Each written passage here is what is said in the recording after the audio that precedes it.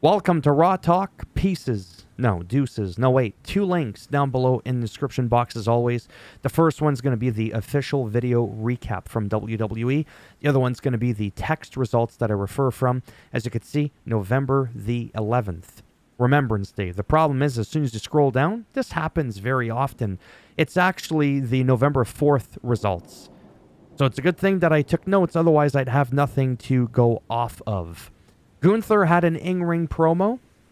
It was kind of nice. It's going to occur on, November 30th at 6 p.m. Eastern, 3 p.m. Pacific, whatever other time, in whatever time zone you're in. I don't have all day to tell you all the time zones. And he was talking about not too much, but Damian Priest came out pretty much right away, got right into Gunther and said, let me guess. You have this to say about me, that, and the other thing. It left Gunther speechless, which you don't see too often. Then Ludwig Kaisermann came out. Don't ask me what that was. Came out, started talking some trash, and then Gunther covered his microphone. Wow. Because Priest is basically telling Gunther, I can sense that you're losing confidence in yourself. Pure Fusion Collective. Okay. They attacked Dakota Kai 3 months ago, put her on the shelf. Well, now she's back with Damage Control to face, Pure Fusion Collective. My goodness. This is what happens when I don't have pictures to go off of here. This is a nice match with Dakota visibly wearing a Stone Cold Steve Austin-like knee brace, so that's how you know that it's not fake. Most wrestlers don't wear that just for, for style. It was a fast-paced match, leaving Damage Control picking up the win. Backstage, Jimmy Uso still giving Sami Zayn a hard time, about trying to find a fifth member and this, that, and the other thing. I may know somebody that I should ask, which is Seth Rollins, spoiler alert, that he was going to go consolidate with later, but we'll get into that in a minute. And Jimmy's like, who do you know? He's still giving him the cold shoulder. Jey Uso much, much, much more enthused with Sammy, which is weird because, like I said before, it started off with Jimmy that was much closer with Sammy than anything else. And so there you have that. Kofi Kingston and Xavier Woods versus Pete Dunne. What's Kofi Kingston versus Pete Dunne, but with Xavier Woods in his corner? Nice match. Xavier Woods, again, like I said, at ringside, he ended up getting involved when Kofi wasn't looking, clotheslined the bitch butch. And Kofi did not like that, got into his face. Who the hell keeps texting me? Fucking annoying. Yeah, I didn't like that. That's basically some heel shit right there. And as a result, with the distractions, Pete Dunne picked up the victory. And then even walking down the ramp, Kofi really, really laid into Xavier. I'm telling you, something is definitely brewing there. Backstage, mentioning a lot of backstage stuff because there's some funky stuff that's interesting going on backstage. Judgment Day gets heated with Grand Slam Finny Finn and Dirty Dom. Dirty Dom's like, yo, I did something you couldn't, and that's get a step closer to the world title. See, this is why I can't cut a promo. I can't even put 2 sentences together. Bronson Reed in-ring promo. Was this the first time? I don't know. Calls out Seth Rollins. Seth answers the call. All-out brawl with security. Pierce says, I'm done. The glasses come off, and he's all like, finish it. Gives Seth Rollins his match. So that's going to be cool to see next week. Backstage, again, Sami Zayn asks Seth Rollins, would you like to be our 5th member? Look, I understand, blah, blah, blah. He might not be interested.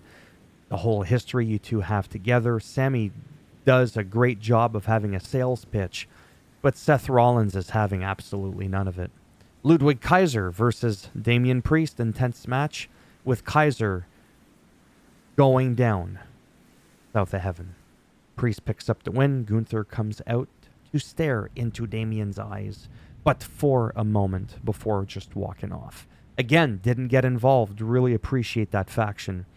Backstage, Sheamus confronts Braun Breaker about the Intercontinental Championship, saying it's the only title that's eluded me my whole career. I've been here 15 years. You've been here 15 minutes. Goes on.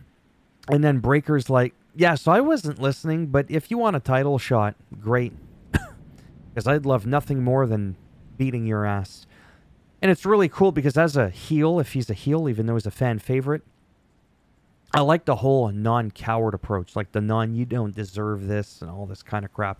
Always running away. It's not really a heel thing to do, to just be like, yeah, sure, let's do it. So I really, really appreciate that. And then Jimmy Uso comes in. He's all like, hey, got a moment? You know, to Breaker, that is. And I think it's to ask him about being a fifth member. I don't see that working, but you know, let's just see what happens.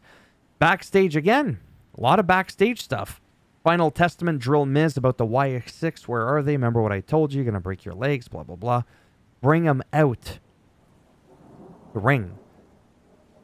And then Miz looked like he was bleeding from his eye. I don't know if that's an accidental accident, if it's scripted, whatever. I don't know. But Karrion Kross was yelling, where are they? They appeared. Bit of a brawl. Miz turns, grabs a chair, smacks Eric Rowan in the back.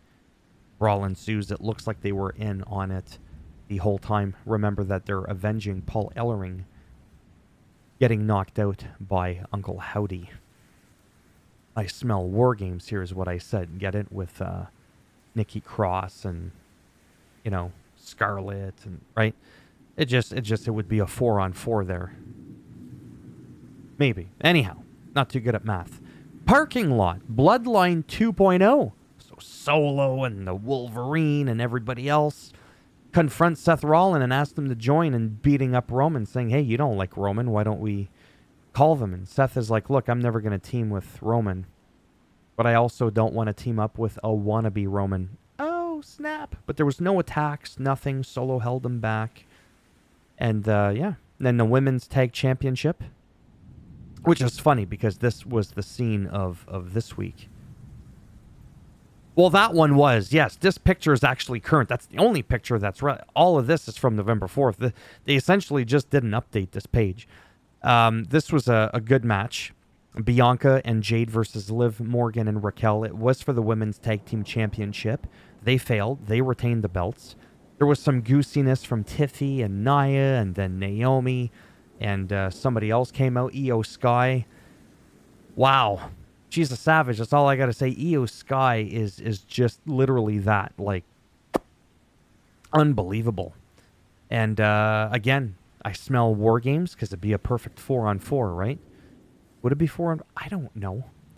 I'm just saying something along the lines could be brewing there. We're going to have to wait and find out some more. But War Games is coming up soon. I don't know when it is, but it doesn't really matter because I don't want to make these videos any longer than they got to be. Damn it, just over 8 minutes. Mid-roll ads. It's okay because I'm going to have it so that you don't have to deal with that shit. Just the intro skippable ones. Anyhow. Thumbs up if you liked the video. It does greatly help support the channel with the algorithm and trying to make me more relevant in search results, and people are looking shit up online. And if you didn't like the video, go ahead, give it a thumbs down. I'll bend it in half, twist it. You'll get the Solo, Sikoa, and Spike where the sun don't shine. And if you want to subscribe to the channel, I mean, obviously, that would be bloody fantastic. But if not, thanks for stopping by anyways. Take care, and if I'm lucky, maybe I'll see some of you in the next video. Bye for now.